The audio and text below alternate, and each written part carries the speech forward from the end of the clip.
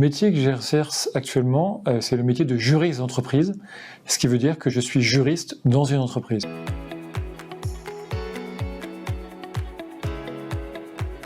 J'ai étudié à la faculté, j'ai étudié à la faculté de Paris et je suis tutélaire d'un Master 2, ce qui veut dire 5 ans d'études.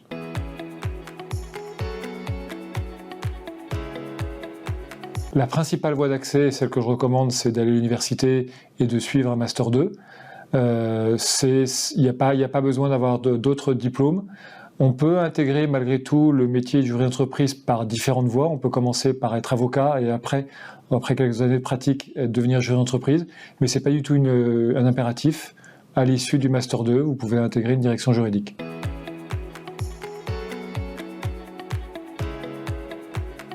Ce qui me motive tous les jours, c'est d'être près du business, de rencontrer des gens, que ce soit des gens en interne ou des partenaires, des prestataires, des distributeurs, c'est pouvoir négocier, de travailler en anglais. Ça, c'est aussi quelque chose de très intéressant. Donc en fait, ce qui me motive tous les jours, c'est que je n'ai aucune idée le matin de ce que je vais faire dans la journée. Les journées sont très riches, elles sont rythmées par les questions qui me sont posées et les problématiques que je dois résoudre. Et je terminerai par le travail en équipe. Je pense que ce qui fait la force du juriste d'entreprise, en tout cas du bon juriste d'entreprise, c'est de savoir travailler en équipe et de solliciter les compétences qui sont autour de lui.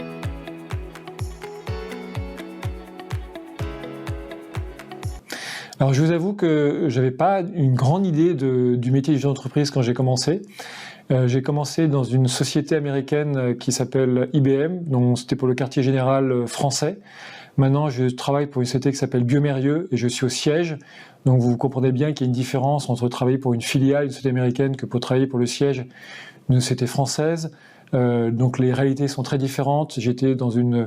Quand j'étais chez IBM, c'est une grosse multinationale américaine. Maintenant, c'est une multinationale française, familiale. Donc vraiment, les besoins sont différents. Mais ce qui me permet d'insister sur un point, c'est ce qui fait la force, je pense, du juriste d'entreprise, c'est cette capacité d'adaptation. Donc il faut être souple et savoir s'adapter aux contraintes.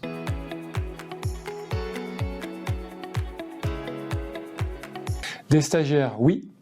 Mais plutôt en fin de Master 2, plutôt en fin de cursus. Pourquoi ? Parce qu'on offre des perspectives assez intéressantes dans le cadre de nos stages avec des métiers qui sont pratiquement des métiers de juriste junior. Donc en fait, les étudiants qui n'auraient pas ce niveau de fin d'études seraient pas forcément adaptés et ils seraient malheureux chez nous, alors que nous, ce qu'on propose, c'est vraiment des missions à haute valeur ajoutée. Donc c'est pour ça qu'on sélectionne les gens plutôt en fin de cursus.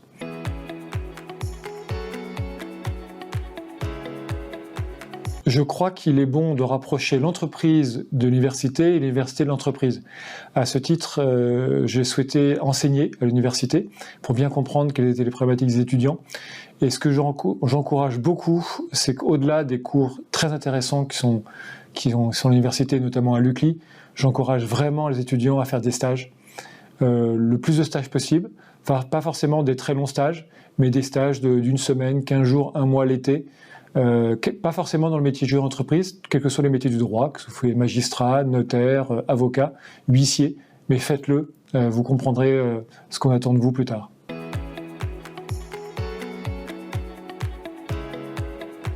Le conseil principal que je donnerais à un étudiant pour réussir son parcours, c'est d'être dans les meilleurs, de ne pas se contenter d'avoir juste 10 et de passer à l'année supérieure.